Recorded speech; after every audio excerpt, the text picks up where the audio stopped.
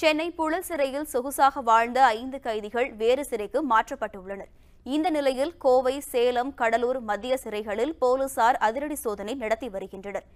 இது தொடர்பான தகவல்களை தருகிறார் எமது செய்தியாளர் காமராஜ்.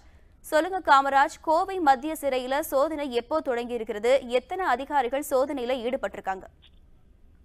வணக்கம் காயத்ரி. திருவள்ளூரில் இருக்கக்கூடிய புழல் சிறையில் கைதிகளுக்கு சொகுசு வாழ்க்கை வாழ்வதாக தொடர்ந்து புகார்கள் வந்து அது தொடர்பான புகைப்படங்களும் வெளியானது. இதையடுத்து அங்கு போலீசார் சோதனை நடத்தியதன் காரணமாக ஏராளமான தொலைக்காட்சி பெட்டிகள் உள்ளிட்ட பல்வேறு பொருட்கள், தடை செய்யப்பட்ட பொருட்கள் பறிமுதல் செய்யப்பட்டது. இந்த சம்பவம் தமிழ்நாடு முழுவதும் ஒரு மிகப்பெரிய அதிர்ச்சி.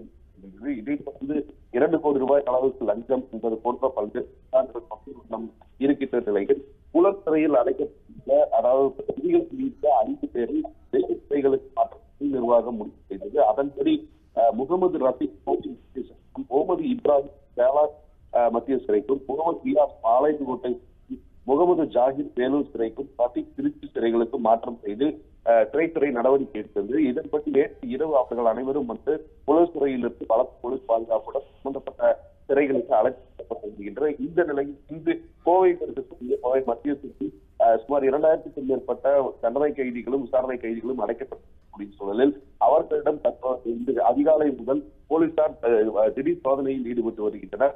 உதவியாளர் சுந்தரராஜன் தலைமையில் 45க்கும் மேற்பட்ட போலீசார் தற்போது இந்த சோதனையில் ஈடுபட்டு வருகின்றனர். இந்த சோதனையில் செல்போன்கள், தடை செய்யப்பட்ட பொருட்கள் ஏதேனும் இருக்கிறதா என்பது தொடர்பான சோதனைகள் நடத்தப்பட்டு வருகிறது. கோவையில் கடந்த 2 மாதங்களுக்கு ஒரு முறை கோவை மத்திய சிறையில் போலீசார் இது போன்ற சோதனைகளை நடத்துவது வழக்கமான ஒன்றுதான் என்ற நிலையிலும் கூட புழல் சிறையில் இது போன்ற சொகுசு பொருட்கள் பறிமுதல் செய்யப்பட்டிருப்பதன் நீட்சியாக இந்த விசாரணையும் சோதனையும் இருக்கலாம் என்கிற ஒரு கருத்து நிலவுகிறது. போலீசாரை பொறுத்தவரையிலும் இது வழக்கமான சோதனை தான் என்று கூறப்பட்டாலும் கூட இதுவரையிலும் குறிப்பிட்ட பொருட்கள் பறிமுதல் செய்யப்பட்டதாக எந்த தகவலும் இல்லை. இருந்தபோதும் சிறைவாசிகள் இருக்கக்கூடிய, அதாவது தண்டனை கைதிகள் இருக்கக்கூடிய சிறைகளில் ஏதேனும் தடை செய்யப்பட்ட பொருட்கள் இருக்கிறதா என்பது தொடர்பான விசாரணை தான் தற்போது நடைபெற்று வருகிறது. பலத்த போலீஸ் பாதுகாப்புடன் வேறு சிறை புழல் சிறையிலிருந்து அழைத்து வரக்கூடிய கைதிகள் கோவை மத்திய சிறையில் அடைக்கப்படுவதற்கான வாய்ப்பு இருக்கிறது. உண்மை செய்திகளை உங்கள் கண்முன் கொண்டு வரும் காவிரி நியூஸின் யூடியூப் சேனலை சப்ஸ்கிரைப் செய்யுங்கள். நொடிக்கு நொடி நாட்டு நடப்புகளை தெரிந்து கொள்ள kaverinews.tv, Facebook, Instagram, Twitter போன்ற சமூக வலைதள பக்கங்களோடு எப்போதும் இணைந்திருங்கள்.